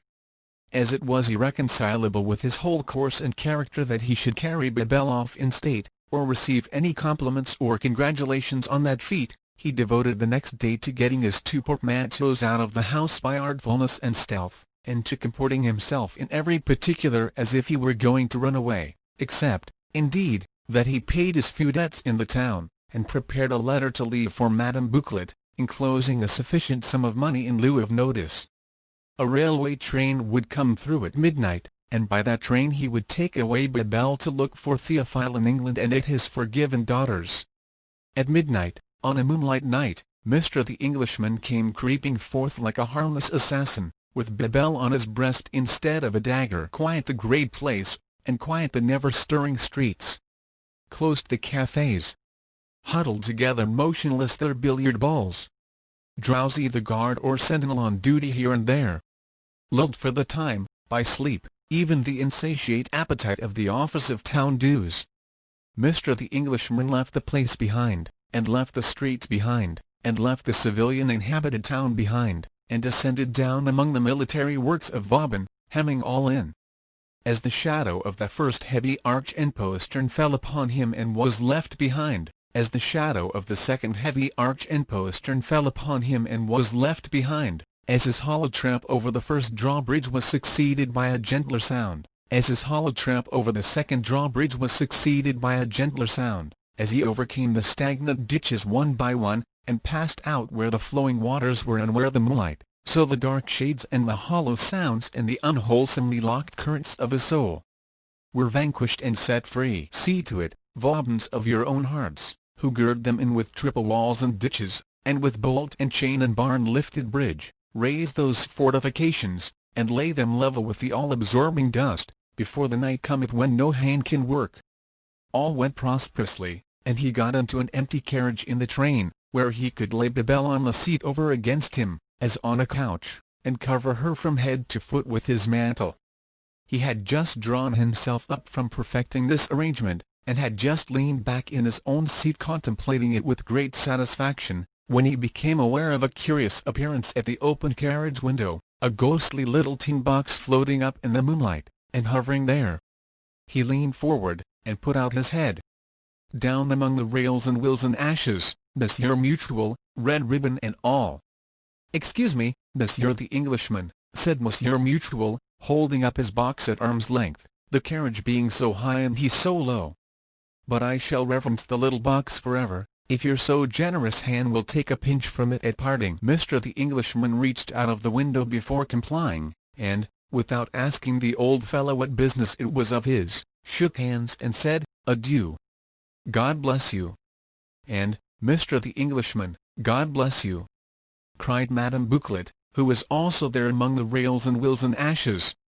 "And God will bless you in the happiness of the protected child now with you.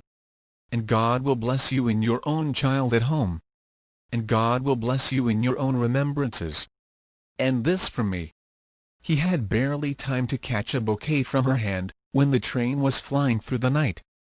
Round the paper that enfolded it was bravely written, doubtless by the nephew who held the pen of an angel, "Homage to the friend of the friendless." "Not bad people, Bebelle," said Mr. the Englishman, softly drawing the mantle a little from her sleeping face, that he might kiss it, "though they are so." Too sentimental himself at the moment to be able to get out that word, he added nothing but a sob, and travelled for some miles, through the moonlight, with his hand before his eyes. Chapter 3, H.I.S. Brown Paper Parcel. My works are well known. I am a young man in the art line. You have seen my works many a time, though it's 50,000 to 1 if you have seen me. You say you don't want to see me? You say your interest is in my works, and not in me? Don't be too sure about that. Stop a bit. Let us have it down in black and white at the first go off, so that there may be no unpleasantness or wrangling afterwards.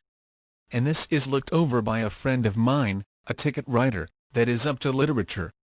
I am a young man in the art line, in the fine art line. You have seen my works over and over again, and you have been curious about me, and you think you have seen me. Now, as a safe rule, you never have seen me, and you never do see me, and you never will see me. I think that's plainly put, and it's what knocks me over. If there's a blighted public character going, I am the party.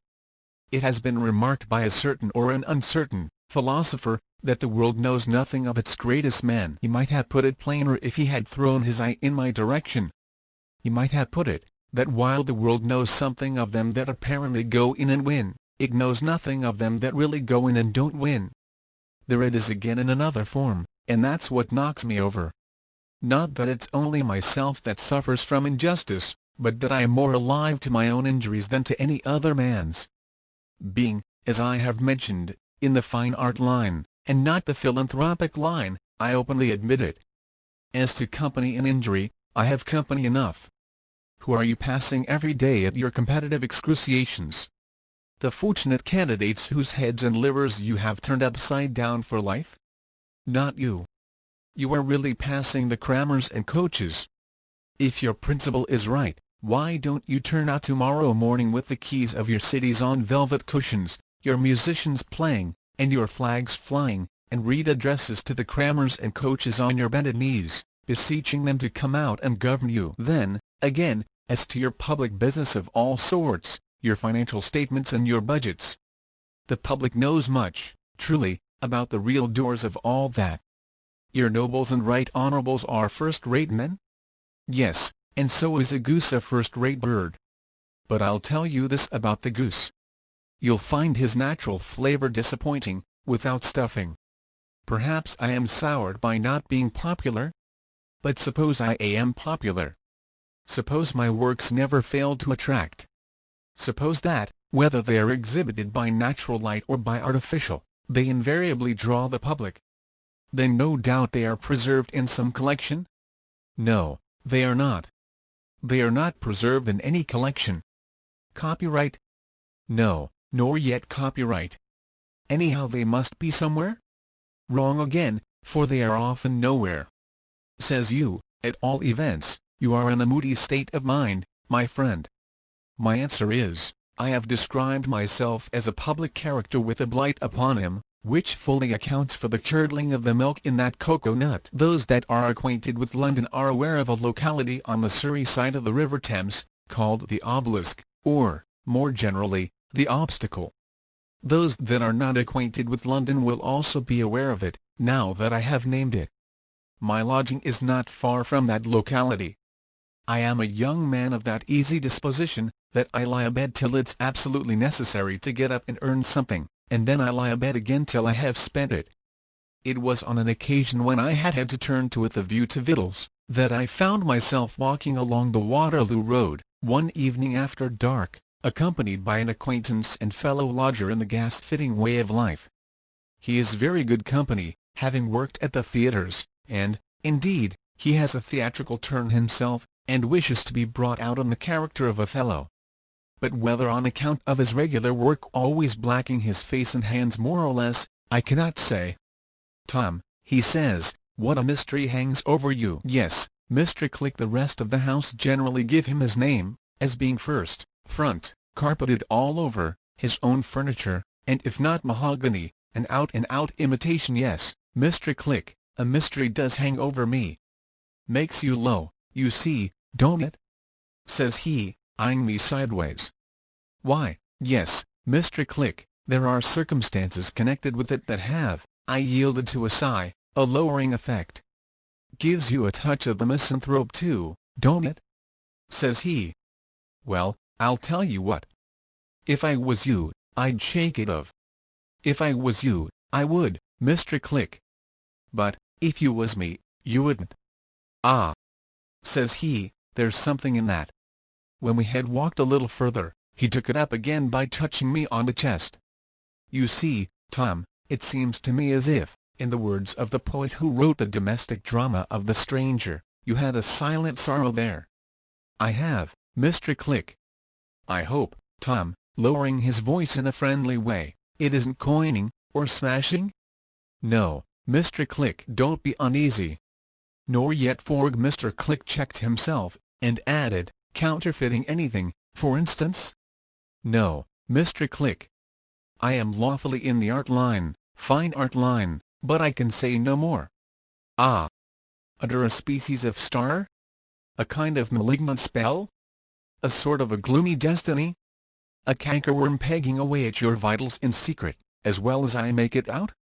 Said Mr. Click, eyeing me with some admiration. I told Mr. Click that was about it, if we came to particulars. And I thought he appeared rather proud of me. Our conversation had brought us to a crowd of people, the greater part struggling for a front place from which to see something on the pavement, which proved to be various designs executed in coloured chalks on the pavement stones, lighted by two candles stuck in mud sconces.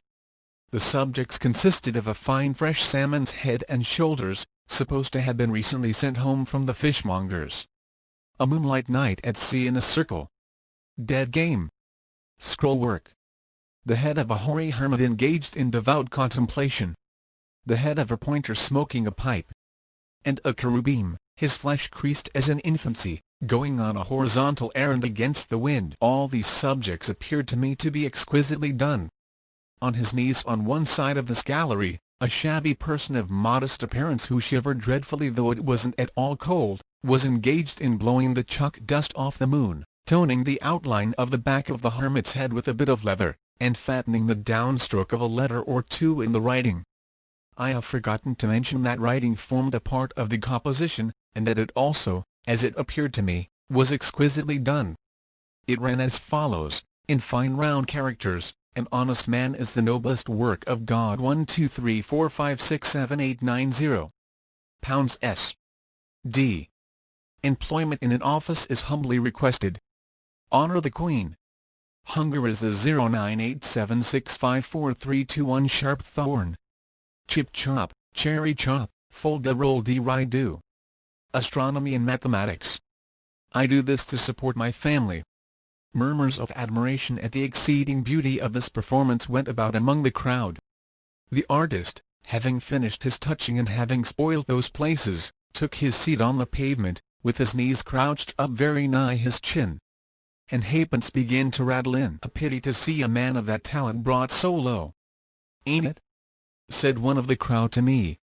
"What he might have done in the coach painting, or house decorating," said another man, who took up the first speaker because I did not. "Why, he writes, alone, like the Lord Chancellor," said another man. "Better," said another. "I know his writing. He couldn't support his family this way." Then, a woman noticed the natural fluffiness of the hermit's hair, and another woman, her friend, mentioned of the salmon scales that you could almost see him gasp. Then, an elderly country gentleman stepped forward and asked the modest man how he executed his work. And the modest man took some scraps of brown paper with colours in 'em out of his pockets, and showed them. Then a fair-complexioned donkey, with sandy hair and spectacles, asked if the hermit was a portrait? To which the modest man, casting a sorrowful glance upon it, replied that it was, to a certain extent, a recollection of his father. This caused a boy to yelp out, "Is the painter a-smoking that pipe, your mother?" who was immediately shoved out of view by a sympathetic carpenter with his basket of tools at his back.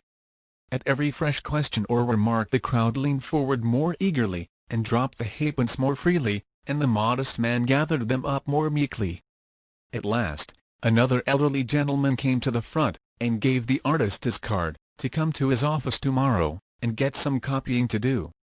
The card was accompanied by sixpence, and the artist was profoundly grateful, and, before he put the card in his hat, read it several times by the light of his candles to fix the address well in his mind, in case he should lose it.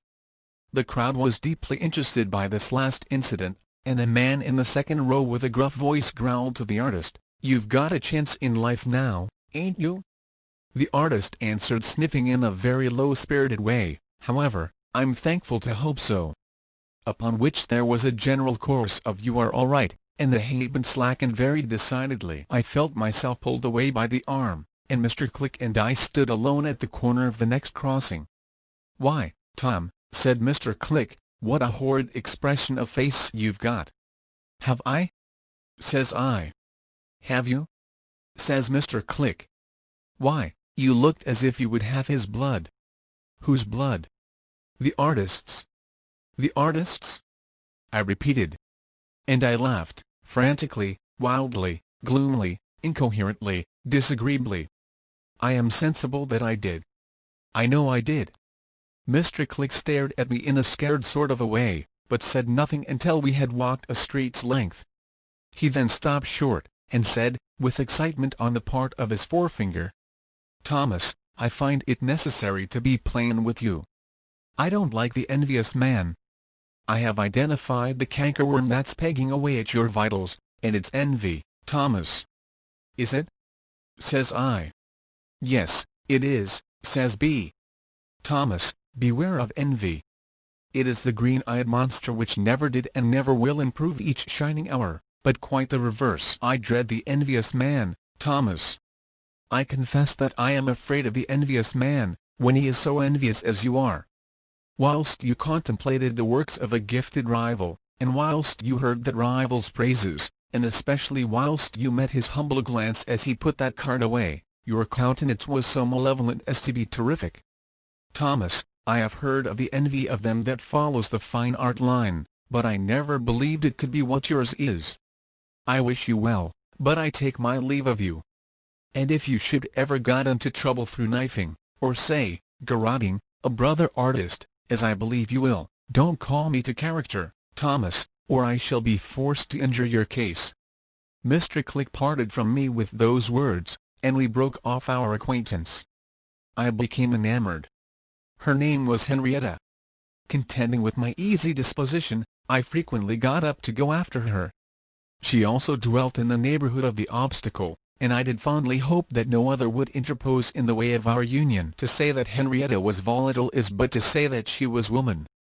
To say that she was in the bonnet trimming is feebly to express the taste which reigned predominant in her own. She consented to walk with me.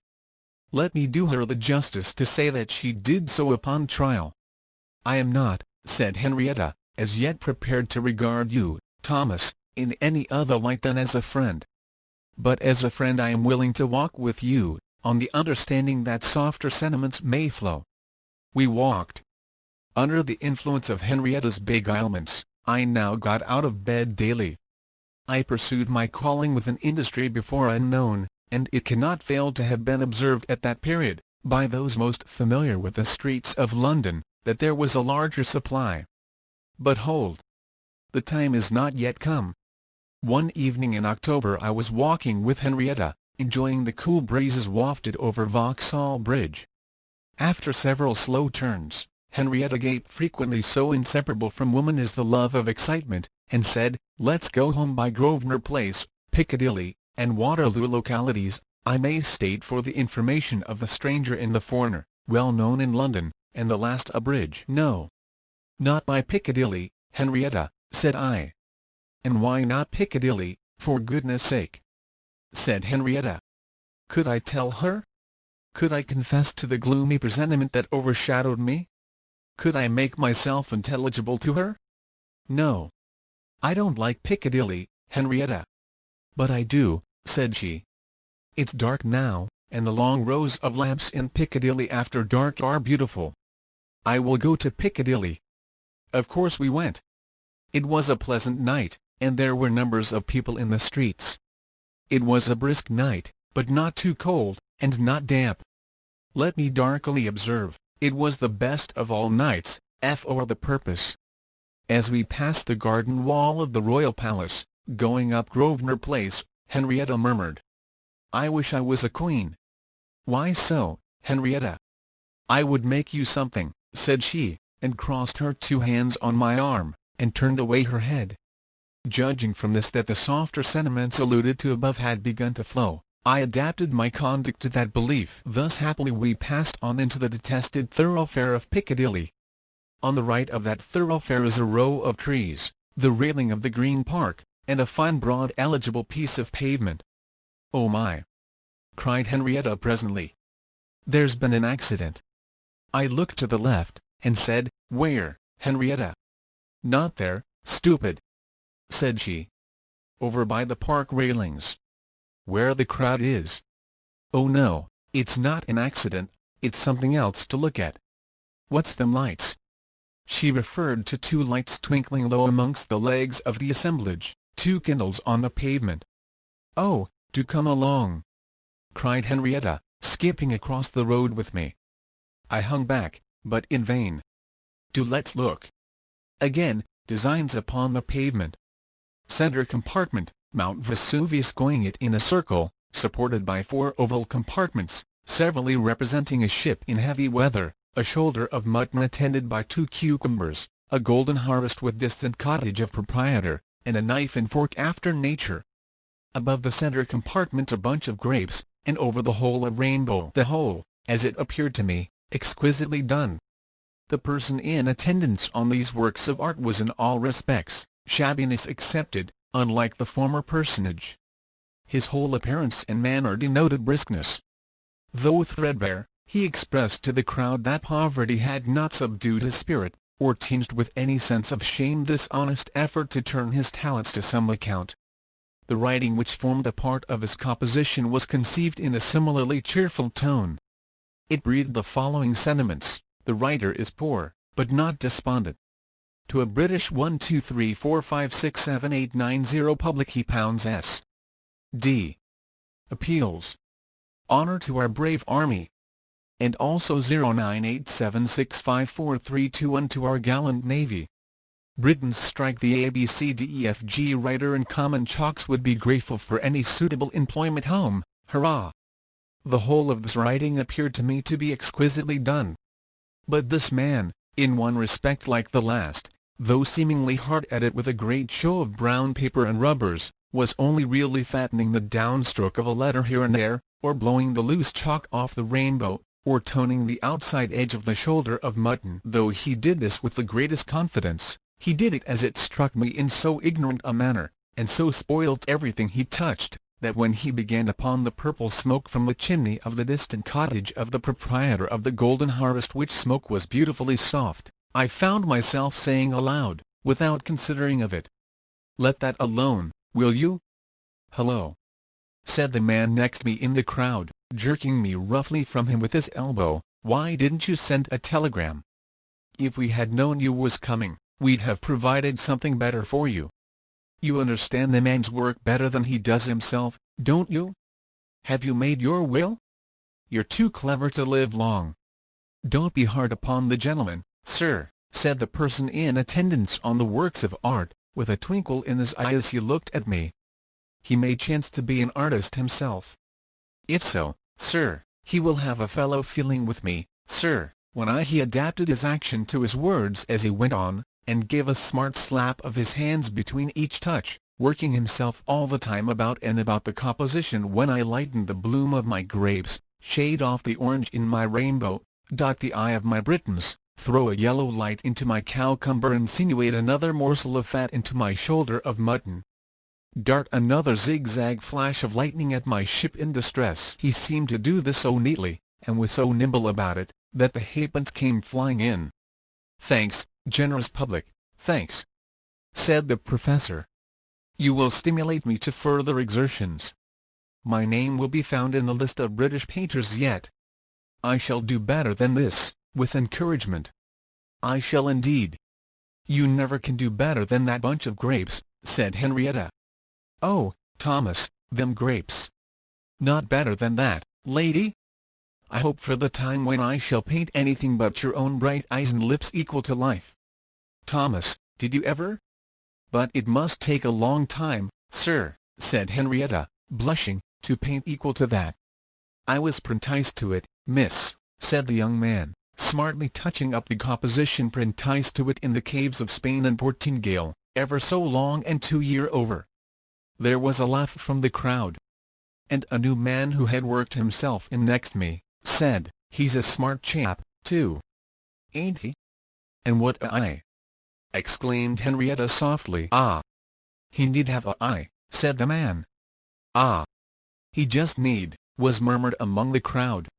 "He couldn't come that air burning mountain without a eye," said the man. He had got himself accepted as an authority, somehow, and everybody looked at his finger as it pointed out Vesuvius. To come that effect in a general illumination would require a eye. But to come it with 2 dips, why, it's enough to blind him. That impostor, pretending not to have heard what was says, now winked to any extent with both eyes at once, as if the strain upon his sight was too much, and threw back his long hair, it was very long, as if to cool his fevered brow. I was watching him doing it, when Henrietta suddenly whispered, "Oh, Thomas, how horrid you look!" and pulled me out by the arm. Remembering Mr. Click's words, I was confused when I retorted, "What do you mean by horrid?"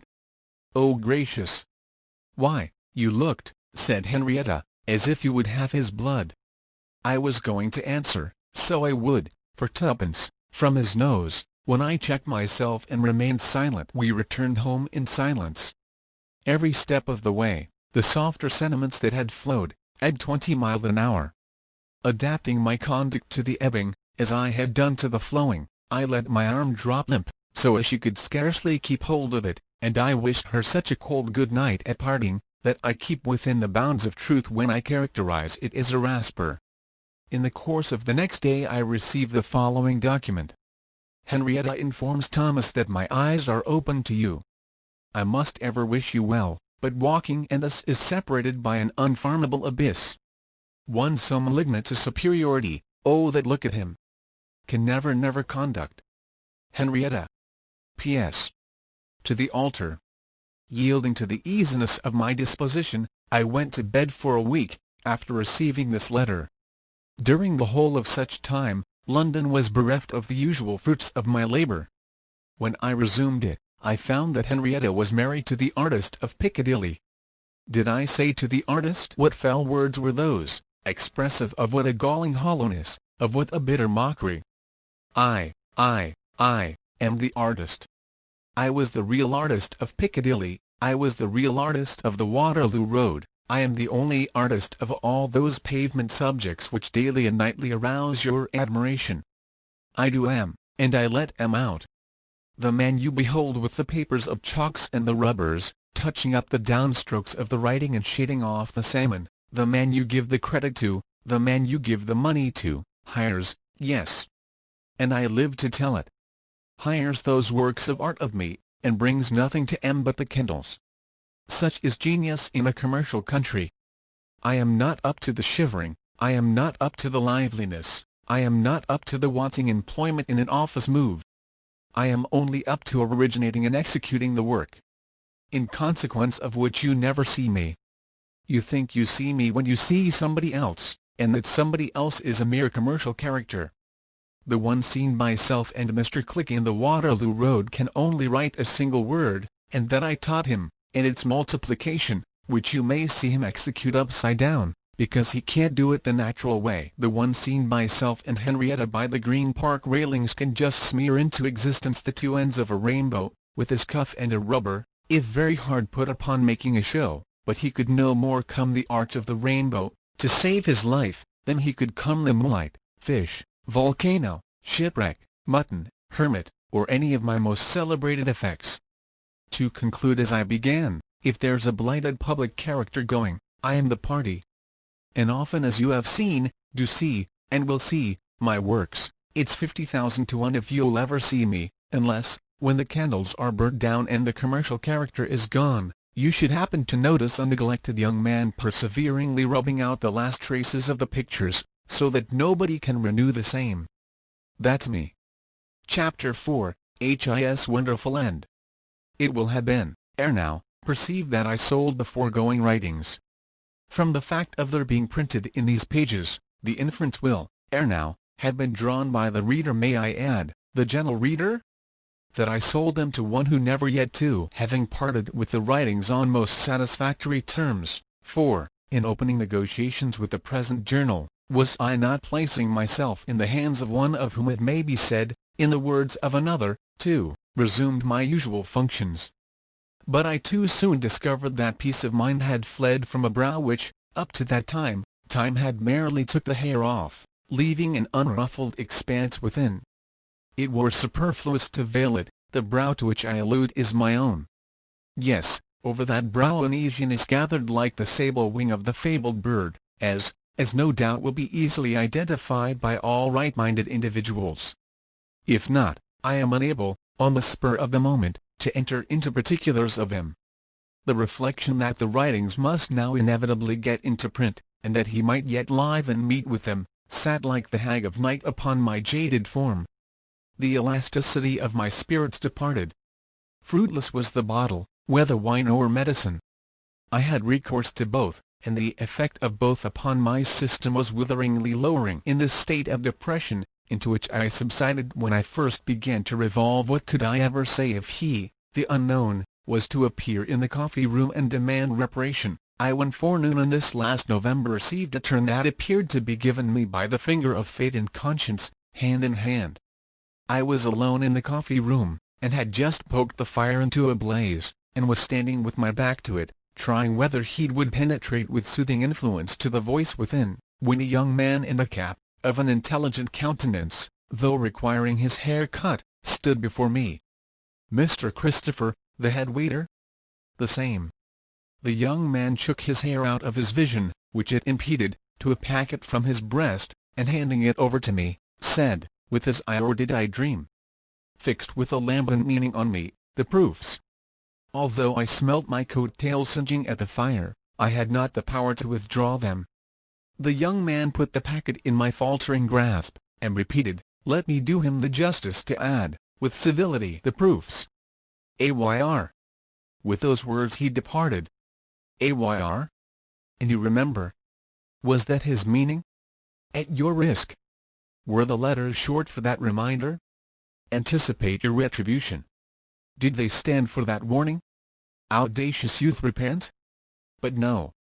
For that, AO was happily wanting, and the vowel here was A. I opened the packet, and found that its contents were the foregoing writings printed just as the reader, may I add the discerning reader, peruses them. In vain was the reassuring whisper, AYR, all the year round, it could not cancel the proofs. Too appropriate name. The proofs of my having sold the writings. My wretchedness daily increased. I had not thought of the risk I ran, and the defying publicity I put my head into, until all was done, and all was in print. Give up the money to be off the bargain and prevent the publication, I could not. My family was down in the world, Christmas was coming on, a brother in the hospital and a sister in the rheumatics could not be entirely neglected, and it was not only ins in the family that had told on the resources of one unaided wagering. Outs were not wanting. A brother out of a situation, and another brother out of money to meet an acceptance, and another brother out of his mind, and another brother out at New York, not the same, though it might appear so, had really and truly brought me to a stand till I could turn myself round. I got worse and worse in my meditations, constantly reflecting the proofs, and reflecting that when Christmas drew nearer, and the proofs were published, there could be no safety from R but that he might confront me in the coffee-room, and in the face of day and his country demand his rights. The impressive and unlooked-for catastrophe towards which I dimly pointed the reader, shall I add, the highly intellectual reader? In my first remarks now rapidly approaches. It was November still, but the last echoes of the Guy Fawkes had long ceased to reverberate. We was slack, several joints under our average mark, and wine, of course, proportionate. So slack had we become at last, that beds nos 26, 27, 28, and 31, having took their 6 o'clock dinners, and dozed over their respective pints, had drove away in their respective hansoms for their respective night mail trains and left us empty. I had took the evening paper to number 6 table, which is warm and most to be preferred, and, lost in the all-absorbing topics of the day, had dropped into a slumber. I was recalled to consciousness by the well-known intimation, "Waiter," and replying, "Sir," found a gentleman standing at number 4 table. The reader, shall I add, the observant reader, will please to notice the locality of the gentleman, at number 4 table. He had one of the newfangled uncollapsible bags in his hand, which I am against, for I don't see why you shouldn't collapse, while you are about it, as your fathers collapsed before you, and he said, "I want to dine, waiter. I shall sleep here tonight." "Very good, sir." "What will you take for dinner, sir?" "Soup, bit of codfish, oyster sauce, and the joint." "Thank you, sir." I rang the chambermaid's bell, and Mrs. Pratchett marched in, according to custom, demurely carrying a lighted flat candle before her, as if she was one of a long public procession, all the other members of which was invisible. In the meanwhile the gentleman had gone up to the mantelpiece, right in front of the fire, and had laid his forehead against the mantelpiece, which it is a low one, and brought him into the attitude of leap-frog, and had heaved a tremendous sigh. His hair was long and lightish, and when he laid his forehead against the mantelpiece, his hair all fell in a dusty fluff together over his eyes. And when he now turned round and lifted up his head again, it all fell in a dusty fluff together over his ears. This gave him a wild appearance, similar to a blasted heath. Oh! The chambermaid! Ah! He was turning something in his mind. To be sure. Yes. I won't go upstairs now, if you will take my bag. It will be enough for the present to know my number. Can you give me 24B? Oh conscience, what a adder art thou! Mrs. Pratchett allotted him the room, and took his bag to it. He then went back before the fire, and fell a biting his nails. "Waiter!" Biting between the words, "Give me, bite, pen and paper." And in 5 minutes, "Bite, let me have, if you please, bite, bite, messenger." Unmindful of his waning soup, he wrote and sent off 6 notes before he touched his dinner. 3 were City. 3 West End. The City letters were to Cornhill, Ludgate Hill, and Farringdon Street. The West End letters were to Great Marlborough Street, New Burlington Street, and Piccadilly. Everybody was systematically denied at every one of the 6 places, and there was not a vestige of any answer. Our light porter whispered to me, when he came back with that report, "All booksellers." But before then he had cleared off his dinner, and his bottle of wine. He now marked the concurrence with the document formerly given in full, knocked a plate of biscuits off the table with his agitated elbow but without breakage, and demanded boiling brandy and water. Now fully convinced that it was himself, I perspired with the utmost freedom. When he became flushed with the heated stimulant referred to, he again demanded pen and paper, and passed the succeeding 2 hours in producing a manuscript which he put in the fire when completed.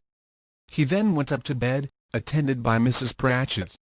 Mrs. Pratchett, who was aware of my emotions, told me, on coming down, that she had noticed his eye rolling into every corner of the passages and staircase, as if in search of his luggage, and that, looking back as she shut the door of 24B, she perceived him with his coat already thrown off, immersing himself bodily under the bedstead, like a chimney sweep before the application of machinery. The next day, I forbear the horrors of that night, was a very foggy day in our part of London, and so that it was necessary to light the coffee-room gas. We was still alone, and no feverish words of mine can do justice to the fitfulness of his appearance as he sat at No. 4 table, increased by there being something wrong with the meter. Having again ordered his dinner, he went out, and was out for the best part of 2 hours. Inquiring on his return whether any of the answers had arrived, and receiving an unqualified negative, his instant call was for mulligatawny, the cayenne pepper, and orange brandy. Feeling that the mortal struggle was now at hand, I also felt that I must be equal to him, and with that view resolved that whatever he took I would take. Behind my partition, but keeping my eye on him over the curtain, I therefore operated on mulligatawny, cayenne pepper, and orange brandy. And at a later period of the day, when he again said, "Orange brandy," I said so too, in a lower tone, to George, my second lieutenant. My first was absent on leave, who acts between me and the bar. Throughout that awful day he walked about the coffee-room continually. Often he came close up to my partition, and then as I rolled within, too evidently in search of any signs of his luggage. 6:30 came, and I laid his cloth. He ordered a bottle of Old Brown. I likewise ordered a bottle of Old Brown. He drank his. I drank mine as nearly as my duties would permit, glass for glass against his. He topped with coffee and a small glass. I topped with coffee and a small glass. He dozed. I dozed. At last, "Waiter!" and he ordered his bill. The moment was now at hand when we two must be locked in the deadly grapple. Swift as the arrow from the bow, I had formed my resolution. In other words, I had hammered it out between 9 and 9. It was, that I would be the first to open up the subject with a full acknowledgment, and would offer any gradual settlement within my power. He paid his bill, doing what was right by attendance, with his eye rolling about him to the last for any tokens of his luggage. One only time our gaze then met, with a lustrous fixedness. I believe I am correct in imputing that character to it. Of the well-known basilisk. The decisive moment had arrived. With a tolerable steady hand, though with humility, I laid the proofs before him. Gracious heavens! He cries out, leaping up, and catching hold of his hair. "What's this? Print?" "Sir," I replied, in a calming voice, and bending forward, I humbly acknowledged to being the unfortunate cause of it. "But I hope, sir, that when you have heard the circumstances explained, and the innocence of my intentions—" To my amazement, I was stopped short by his catching me in both his arms, and pressing me to his breast-bone, where I must confess to my face in particular, nose having undergone some temporary vexation from his wearing his coat buttoned high up, and his buttons being uncommon hard. "Ha, ha, ha!" he cries, releasing me with a wild laugh, and grasping my hand. "What is your name, my benefactor?" "My name, sir." I was crumpled, and puzzled to make him out, is Christopher. And I hope, sir, that, as such, when you've heard my X in print," he exclaims again, dashing the proofs over and over as if he was bathing in them. "In print. Oh Christopher, philanthropist, nothing can recompense you, but what sum of money would be acceptable to you?" I had drawn a step back from him, or I should have suffered from his buttons again. "Sir, I assure you, I have been already well paid, and—" "No, no, Christopher. Don't talk like that. What sum of money would be acceptable to you, Christopher? Would you find £20 acceptable, Christopher?" However great my surprise, I naturally found words to say, "Sir, I am not aware that the man was ever yet born without more than the average amount of water on the brain as would not find £20 acceptable. But, extremely obliged to you, sir, I'm sure." For he had tumbled it out of his purse and crammed it in my hand in 2 bank-notes.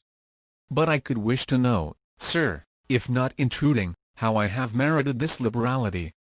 "Know then, my Christopher," he says, "that from boyhood's hour I have unremittingly and unavailingly endeavoured to get into print.